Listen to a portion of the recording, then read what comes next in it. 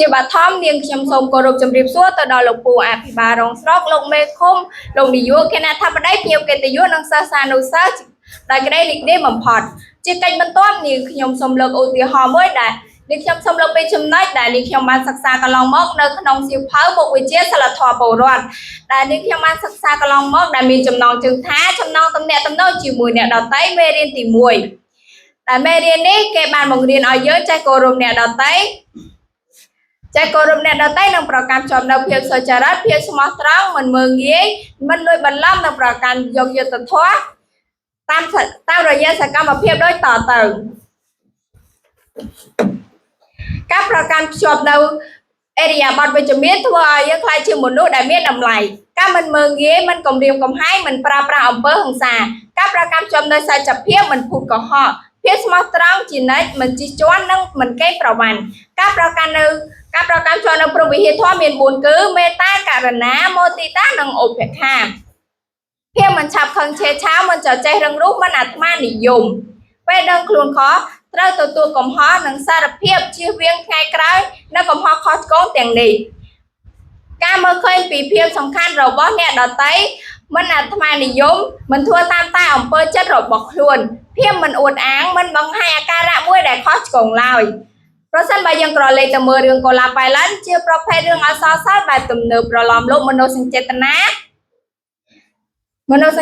ដែលជាវណ្ណកម្មដ៏ល្អឯករបស់អ្នកនិពន្ធមានឈ្មោះថាលោកញឹកថែមដែលបានលាតត្រដាងយ៉ាងជាក់ច្បាស់ពីគុណតម្លៃនៃភាពស្មោះត្រង់តាមរយៈតួអង្គឯកចៅចាត់និងតួអង្គដទៃផ្សេងទៀតតាមដំណើររឿងក្រោយឪពុកបានអនិច្ចកម្មកូនដែលជាចៅចាត់បានទៅផ្ញើខ្លួននឹងលោកលួងរតនសម្បត្តិក្នុងនាមជាកម្មករជីកត្បូងថ្មីបើរូបគេជាមនុស្សដែលក្រខ្សត់គ្មានទ្រព្យសម្បត្តិអ្វីបន្តិចសោះឡើយតែរូបគេពោពេញទៅដោយចំណេះដឹងការព្យាយាមតស៊ូនិងមានភាពស្មោះត្រង់ចំពោះចៅហ្វាយលាយឥតងាករេគេចាំបានថា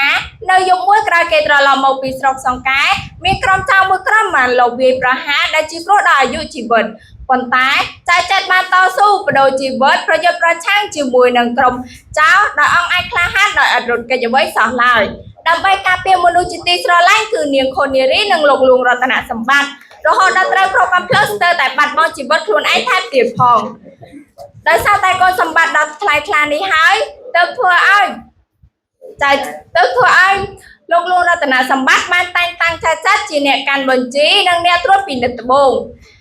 លេខធ្វើជាកម្មករថែមទៀតហើយតែកត្តានេះដែរធ្វើឲ្យចៅចាត់បានបង្ហាញនៅសមត្ថភាពនិងទេពកោសល្យភាពស្មោះត្រង់ចំពោះចៅហ្វាយនេះពេលឡើងព្រមទាំងនាំចៅចាត់ទៅរកភាពជោគជ័យនិងភាពសេចក្តីសុខជាមួយគ្នានេះផងដែរបើយើងក៏លេចទៅមើលសង្គមបច្ចុប្បន្នវិញយើងឃើញថាការគោរពអ្នកដទៃគឺជាគុណតម្លៃមួយដ៏សំខាន់បំផុតនៅក្នុងសង្គមដែលនាំឲ្យមនុស្សរស់នៅជាមួយគ្នាដោយសុខដុមរមនានិងមានមេត្តាករុណាការគោរពអ្នកដទៃមានដូចជាការបង្កើតទំនាក់ទំនងល្អការចេះគោរពអ្នកដទៃទៅវិញទៅមក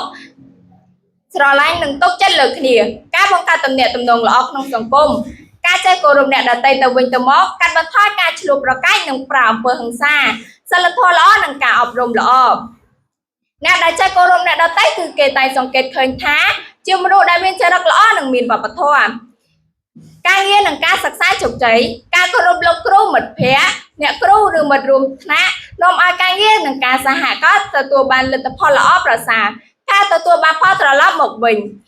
ប្រសិនបើយើងគោរពអ្នកដទៃនោះអ្នកដទៃនឹងគោរពយើងវិញដូចគ្នាដែរដោយឡែកប្រសិនបើយើងក្រឡេកទៅមើលកូពីអល់កុរអានជាកូពីរបស់សាសនាអ៊ីស្លាមដែលការគោរពអ្នកដទៃគឺជាគោលការណ៍ដ៏សំខាន់បំផុតនៅក្នុងសាសនាអ៊ីស្លាម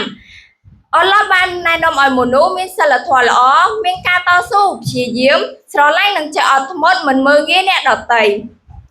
គោលបំណងនៃការគោរពអ្នកដទៃនៅក្នុងគម្ពីរអល់កុរអានរួមមានការគោរពគ្នាទៅវិញទៅមកសាសនាអ៊ីស្លាមមិនបានបង្រៀនមនុស្សឲ្យចំអកឬមើលងាយអ្នកដទៃទេពីព្រោះអ្នកដែលត្រូវគេចំអកតែប្រសើរជាងអ្នកដែលចំអកគេអល់ឡោះបានមានព្រះបន្ទូលថាចូលកុំឲ្យក្រុមមួយឆ្លោះចំអកទៅក្រុមមួយទៀតប្រយោគនេះស្ថិតនៅក្នុងសូរ៉ាអល់ហុជូរ៉ាតនិយាយពាក្យល្អនិងពាក្យទន់ភ្លន់សាសនាអ៊ីស្លាមបានបង្រៀនឲ្យមនុស្សចេះប្រើពាក្យសមរម្យ មិនចេះប្រមាថឬធ្វើឲ្យអ្នកដទៃឈឺចិត្តឡើយអល់ឡោះបានមានព្រះបន្ទូលថាចូលនិយាយល្អទៅកាន់មនុស្សប្រយោគនេះស្ថិតនៅក្នុងសូរ៉ាអល់បាការ៉ាគោរពការគោរពឪពុកម្ដាយការគោរពឪពុកម្ដាយគឺជាកាតព្វកិច្ចដ៏សំខាន់នៅក្នុងសាសនាអ៊ីស្លាមអល់ឡោះបានមានព្រះបន្ទូលថាចូលអ្នកធ្វើល្អទៅចំពោះឪពុកម្ដាយរបស់អ្នកដែលប្រយោគនេះដែរស្ថិតនៅក្នុងសូរ៉ាអល់អានីសា